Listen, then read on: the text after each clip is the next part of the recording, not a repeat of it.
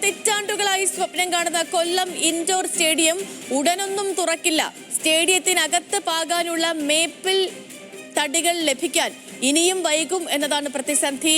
3.6 acre ഭൂമിയിൽ 42 കോടി രൂപ ചെലവഴിച്ച് പണി പൂർത്തീകരിച്ച സ്റ്റേഡിയം കാടുകയറി നശിക്കുകയാണ്.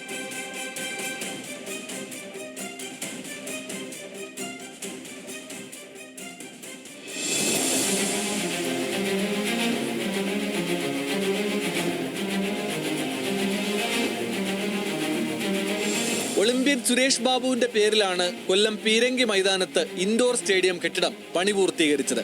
കിഫ്ബിയിൽ നിന്ന് 42.72 ലക്ഷം രൂപ അനുവദിക്കുകയും ചെയ്തു. 12 ബാഡ്മിന്റൺ കോർട്ടുകൾ, 3 volleyball court, 2 basketball court, 1 handball court, baseball പരിശീലനത്തിനുള്ള 2 കോർട്ടുകൾ എന്നിവ ഉൾപ്പെട്ടതാണ് stadium. Table tennis, netball, kabaddi, kho kho എന്നിവ പരിശീലിക്കാനും സൗകര്യമുണ്ട്.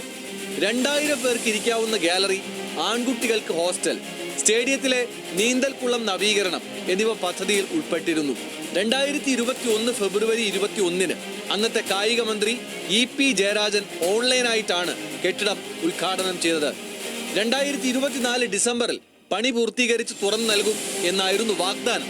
വർഷം 2 കഴിഞ്ഞിട്ടും സ്റ്റേഡിയം അടഞ്ഞു തന്നെ കിടക്കുകയാണ്. നമുക്കത് പൂർത്തീകരിക്കാൻ പറ്റാത്തതിന് ആകെ ഒരൊറ്റ വർക്കേ അവിടെ തീരാനുള്ളൂ. അതെന്ന് പറഞ്ഞാൽ ഫ്ലോറിംഗ് ആണ്.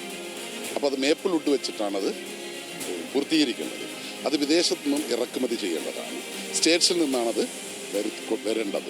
അപ്പോൾ സ്വാഭാവികമായിട്ടും അവസാന ഘട്ടം എത്തിയപ്പോൾ നിങ്ങൾക്കറിയുന്ന പോലെ ഈ ടാക്സിൻ്റെയും മറ്റുമൊക്കെ ഈ ട്രംപ് ഏർപ്പെടുത്തിയത് അപ്പോൾ ആ കോൺട്രാക്ടർക്ക് സ്വാഭാവികമായിട്ടും ആ റേറ്റ് വെച്ചത് ചെയ്യാൻ വേണ്ടി കഴിയത്തില്ല.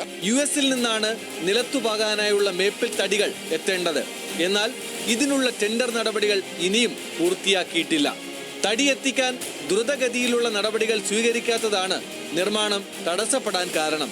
സ്റ്റേഡിയം നിർമ്മാണം പൂർത്തിയാകുന്നതോടെ കായിക താരങ്ങൾക്ക് മെച്ചപ്പെട്ട പരിശീലനം ലഭ്യമാകുമെന്നത് ഇപ്പോഴും പ്രതീക്ഷ മാത്രമാണ്.